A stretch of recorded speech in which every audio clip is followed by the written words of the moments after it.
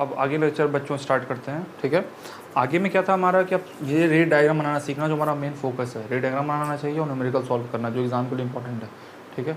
अब रे डायग्राम बनाने के लिए रेस चाहिए। अब रेस हमारी जो एनसीईआरटी में थी 4 तरह की रेस हमें चाहिए होती हैं, लेकिन मेरे लिए इंपॉर्टेंट क्या सिर्फ 2 रेस। अब वो 2 रेस क्यों इंपॉर्टेंट, उन्हीं 2 रेस का हम यूज़ करके, क्योंकि 2 रे कटने से इमेज बनती है, उन्हीं 2 रे का यूज़ करके इमेज हम बनाएंगे। क्योंकि एनसीईआरटी में 4 दी गई है, डायग्राम में भी 4 यूज़ किया है वो, तो मैं बता देता हूँ ताकि कन्फ्यूज़न ना हो। तो जो एनसीईआरटी के डायग्राम से ये सामने ही बने हुए हैं।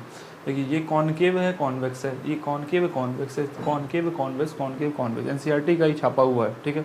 अब देखना ये कॉनकेव मिरर है। अब पहली रेस मैंने कैसे पैरेलल जो होती है फोकस है, देखो फोकस से जा रही है।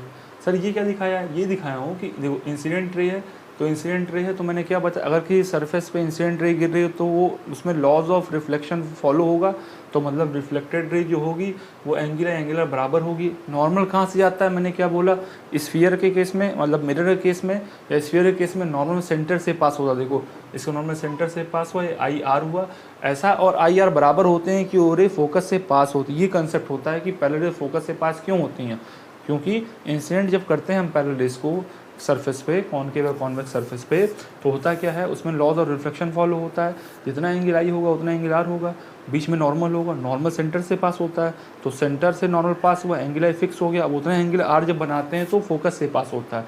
ये मैथमेटिकल इंटरप्रिटेशन है, ठीक है।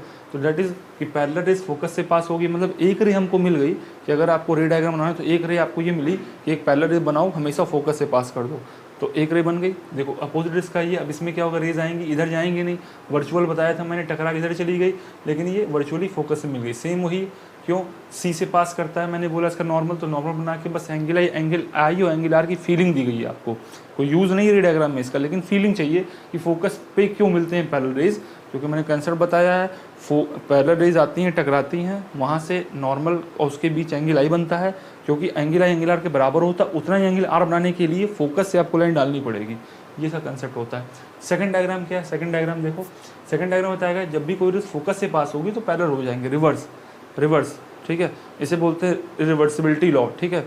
देखो ये अब उसमें क्या था, पैरेलल रेस फोकस से, इसमें फोकस से जा रही थी, इसमें क्या फोकस से जो रेस पास होंगी पैरेलल हो जाएंगी। देखो ये फोकस से पास हुई पैरेलल होगी क्योंकि कॉनकेव था। अब इसमें क्या हुआ, देखो ये फोकस से जा रही थी, क्योंकि जाएगी तो है नहीं वर्चुअली, रेज ट्रेवल करेगी नहीं, और ये क्या, ये तुम्हारी पैरेलल हो जाएगी, ठीक है। अगला केस देखें, थर्ड केस जो हमारा है, थर्ड केस ये होता है कोई भी रेज अगर सी से पास होती है तो सी से आती है, सी से ही वापस चली जाती है, ठीक है। उसे हम क्या बोलते हैं कि मतलब ये देखिए सी से आई, सी से ही वापस चली आई। अब कंसेप्ट क्या होता है, अब सी पे देखो इंसिडेंट ही कर रही है, तो सी से वापस क्यों गई, सर कंसेप्ट क्या है, इसका कंसेप्ट ये है सी पे रे इंसिडेंट हुई, अब नॉर्मल भी सी पे ही होता है, तो एंगल आई कितना हो गया, 0 हो गया, क्योंकि भाई सी से ही नॉर्मल भी जाता है और सी से एंगल ऑफ इंसिडेंस भी इंसिडेंट रे भी जा रही है, दोनों के बीच एंगल कितना हुआ, 0।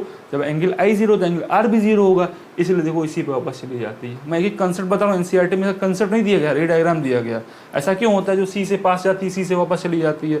फिर सुनो ध्यान से, रे अगर इंसिडेंट सी के थ्रू हो रही है तो इंसिडेंट रे वो हो गई, आपको चाहिए क्या, रिफ्लेक्टेड रे, और एंगल इंसिडेंस रिफ्लेक्टेड एंगल। अब क्या होगा, क्योंकि आपको पता नॉर्मल भी सी से ही क्रॉस होता है, इस केस में इंसिडेंट भी सी से ही क्रॉस हो गई है, तो एंगल आई 0 हो गया, एंगल आई 0 होगा तो एंगल आर भी 0 हो जाएगा। तो डेट इज ऑल, इसीलिए जो भी रेस सी से आती सी से वापस चली जाती, इसमें वर्चुअली होगी, देखो सी से आई सी से चली गई, क्योंकि रे इधर आई पॉसिबल ही नहीं है, इसलिए इतना बनाते ही डॉट कर देते हैं, क्योंकि रे इधर आई नहीं पाएगी, पॉलिश किए हुए हो, लेकिन तुम्हें मिलाना है वर्चुअली तो तुम डॉट डॉट करते हो।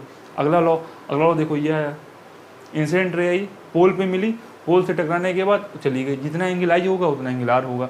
तो ये 4 कंसेप्ट है रे डायग्राम के, सेम वो केस कॉनकेव के कॉन्वेक्स के लिए भी हैं। तो इसमें जो मैं यूज़ करता हूँ बेसिकली रे डायग्राम के लिए, एनसीईआरटी में तो 4 का यूज़ किया गया है नो डाउट, लेकिन हमें रे डायग्राम बनाना है, हमें उसमें डिबेट में नहीं पढ़ना है कि हमें 4 यूज़ करना है, रे डायग्राम एनसीईआरटी में कैसे बना है। हमें रे डायग्राम बनाना, वो बनाना मैं सिखा दूंगा ईजिली वे में, ठीक है। अब रे डायग्राम देखिए बना, ये बना, ये बना। अब इसमें यूज़ हम क्या करेंगे, पहला तो मैं पैरेलल यूज़ करता हूँ, दूसरा मैं यूज़ करता हूँ ये वाला डायग्राम। तो इसी 2 डायग्राम से हम पूरा रे डायग्राम बनाते हैं, ठीक है। तो दैट इज़ ऑल अबाउट कि हम रे डायग्राम की तरफ प्रोसीड कैसे करेंगे, हमें 2 रेज चाहिए, कौन सी रेज यूज़ करेंगे, पहली रेज मैं ये यूज़ करूँगा और आखिरी रेज ये यूज़ करूँगा। इन्हीं 2 रेस की मदद से मैं पूरा रे डायग्राम कंस्ट्रक्ट आगे की लेक्चर्स में करूँगा, ठीक है। आई होप आपको अच्छा लगा होगा, पसंद आया होगा। लाइक करें, सब्सक्राइब करें। Thank you very much.